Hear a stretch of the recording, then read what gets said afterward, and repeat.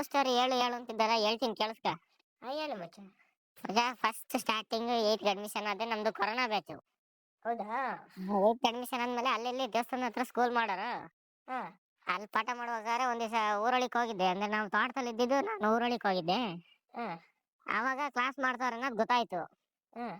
ಗೊತ್ತಾದ್ಮೇಲೆ daily class ಹೋಗೋಣ ಅಂತಂದು ಇದಕ್ಕೆ ಹೋದೆ. ಸರಿ ಫೋನ್ ಮಾಡ್ಬಿಟ್ಟು ಕ್ಲಾಸ್ ಹೋದೆ. ಹಾ.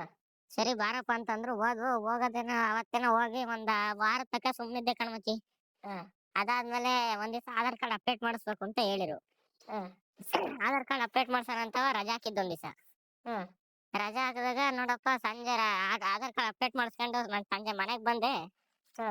ಮನೆಗ್ ಬಂದ್ಮೇಲೆ ಇವತ್ತಿನ ಹೋಮ್ ವರ್ಕ್ ಏನ್ ಕೊಟ್ಟಿರ್ತಾರೆ ಯಾರನ್ನಾರು ಕೇಳ್ಬಿಟ್ಟು ಬರೀ ಅಂತ ನಮ್ಮಮ್ಮ ಅಂತು. ಹಾ. ಅದಕ್ಕೆ ನನ್ನ ಹತ್ರ ಯಾರ ನಂಬರ್ ಇಲ್ಲ ಕಣಮ್ಮ ಅಂತಂದೆ. ಹಾ. ನಮ್ಮಮ್ಮ ಮತ್ತೆ ಆ ನಂಬರ್ ಕೊಡ್ತಲ್ಲ ಅವ್ರ ಅಮ್ಮ, ನಮ್ಮಂದ್ರೆ ನಮ್ಮ ಹುಡುಗಿರಮ್ಮ, ಹಾ. ಇಬ್ರು ಒಂದೇ ತಲೆ ಕೆಲ್ಸಕ್ಕೆ ಹೋಗ್ತಿದ್ವಿ ಗಾರ್ಮೆಂಟ್ಸ್ಗೆ. ಹಾ. ಅವತ್ತ ನಂಬರ್ ಕೊಡ್ತು. ಅವತ್ತ ಹಾ. ಫಸ್ಟ್ ಕಾಲ್ ಮಾಡಿದ್ದು. ಕಾಲ್ ಮಾಡ್ಬಿಟ್ಟು ಹೋಮ್ ವರ್ಕ್ ಕಳ್ಸು ಅಂತ ಅಂದೆ. ಹಾ. ಹೋಮ್ ವರ್ಕ್ ಕಳ್ಸಿದ್ಲು, ಹೋಮ್ ವರ್ಕ್ ಬರ್ಕೊಂಡು ಹೋದೆ. ಹಾ. ನೆಕ್ಸ್ಟ್ ಮಾರನೇ ದಿನ ಇಂಗ್ಲಿಷ್ ಟೀಚರ್ ಎಲ್ಲಾರನ್ನ ಎಬ್ಬಿಸಿ ನಿಲ್ಸಿದ್ರು. ನಾನು ಹೋಮ್ ವರ್ಕ್ ನಾನು ಕ್ಲಾಸಿಗೆ ಬಂದಿರ್ಲಿಲ್ಲ ಅಂದ್ರೂ ಹೋಮ್ ವರ್ಕ್ ಬರ್ದಿದ್ದೆ. ಹಾ. ಇವತ್ತಿನ ಎಪಿಸೋಡ್ ಇಷ್ಟೇ ಮತ್ತೆ, ನಾಳೆ ಕೇಳಿಸ್ಕ, ಓಕೆನಾ? ಓಕೆ.